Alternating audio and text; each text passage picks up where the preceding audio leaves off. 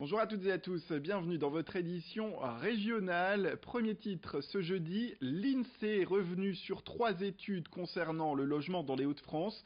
L'une portée sur les besoins, l'autre sur la vulnérabilité énergétique des habitations. Et puis la dernière traitait, elle, des logements vacants qui existent dans la région. Pour les besoins, l'INSEE annonce que d'ici 2035, les Hauts-de-France nécessiteront 426 000 logements supplémentaires, soit 21 300 à produire chaque année. Mais rassurez-vous, c'est un rythme proche de la politique actuelle. Pour la précarité énergétique, les Hauts-de-France sont en 3e position en France métropolitaine avec 448 000 ménages vulnérables, soit un foyer sur 5 pour qui la facture de chauffage et d'électricité est un peu dure à supporter. Et puis enfin, la 3e étude portait sur le nombre de logements vacants dans la région. Ils sont 213 800. Ils étaient recensés comme vacants en 2015, c'est l'année du calcul. Avec ce constat, eh bien, cela représente 7,6% des logements, soit un peu moins que la moyenne nationale qui établit, elle, à 7,9%. Benjamin Bourg, chef de projet à l'INSEE, revenait pour nous sur les besoins de logement, le premier point. Les besoins aujourd'hui, les besoins totaux à venir et actuels sont estimés à 426 000 logements à horizon 2035. Parmi ces 426 000, 2 tiers sont nécessaires pour répondre à l'évolution du nombre de ménages à venir et le dernier tiers pour répondre aux situations de mal logement et de non-logement. Ça fait environ 21 000 logements à produire par an. C'est semblable à ce qui s'est fait dans les périodes récentes.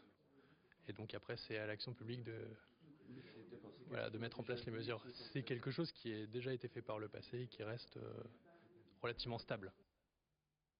Autre actualité, la colère des enseignants exprimée hier devant le rectorat de l'Académie de Lille. De nouveau, ils dénonçaient leurs conditions de travail et le manque de moyens des personnels des écoles, notamment des directeurs du primaire.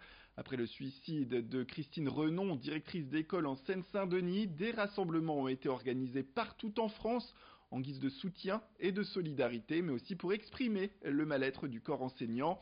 Pour les directeurs d'école particulièrement, la somme de travail devient de plus en plus difficile à concilier au quotidien, ce qui entraîne parfois une fatigue, un burn-out ou pire encore, des suicides, comme on a pu malheureusement le constater ces dernières semaines. Florine Curec est allée rencontrer ses directrices et directeurs d'école.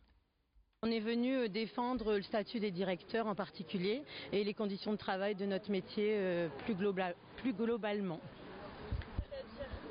Le travail, les conditions de travail, le burn-out de nombreux collègues, toujours plus de travail à faire. On a l'impression qu'on n'a pas assez de temps en fait dans notre journée pour faire tout ce qu'on a à faire. Et les directeurs en particulier, on voit leurs conditions de travail, nous, de jour en jour, se dégrader. C'est vrai que moi j'ai hésité à prendre une direction. Quand je vois tout le travail et le manque de reconnaissance qu'il a, je pense pas que je vais postuler en fait pour prendre une direction dans les années qui viennent. Après les violentes pluies et grêles qui ont touché le Pas-de-Calais à partir de 20h, c'était ce mardi, la commune de Armeboucre a subi des inondations. Hier, la pluie a laissé place à la boue. Les habitants s'affairent depuis au nettoyage de leurs habitations. La ville tente elle aussi de nettoyer les rues encore très boueuses cet après-midi. Il n'y a pas eu de victimes, seule une personne a dû être évacuée par ses propres moyens. Les pompiers n'ont pas dû intervenir car l'eau n'est pas entrée dans les maisons. Depuis ce matin, l'eau s'est retirée, les bassins de rétention se vident rapidement, mais certains habitants excédés n'ont que trop l'habitude de cette montée des eaux. À 20h, l'eau est arrivée brutalement.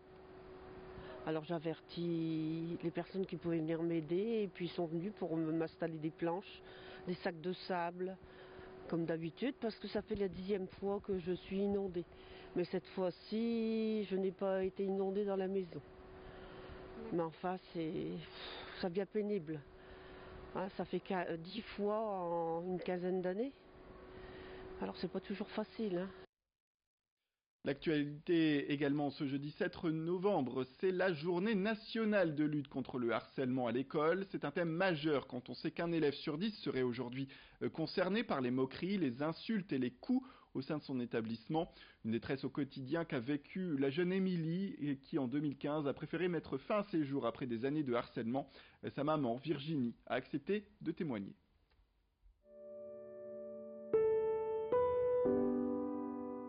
Virginie Monck a vécu ce qu'il y a de pire pour un parent. Sa fille Émilie a mis fin à ses jours à 17 ans, après des années de moqueries, de coups et de rabaissement de la part d'élèves au collège Notre-Dame de la Paix, à Lille.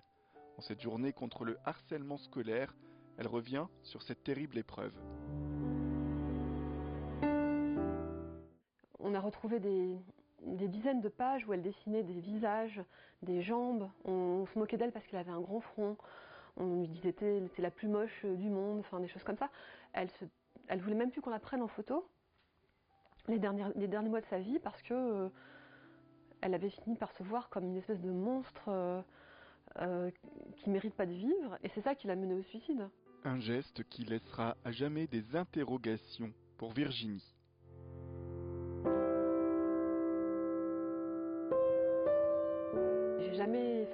J'ai jamais réussi à avoir une personne pour répondre à mes questions. Pourquoi ma fille? Pourquoi elle? Qu'est-ce qu'elle avait fait? Qu'est-ce qui s'est passé dans votre tête pour que vous fassiez des choses comme ça?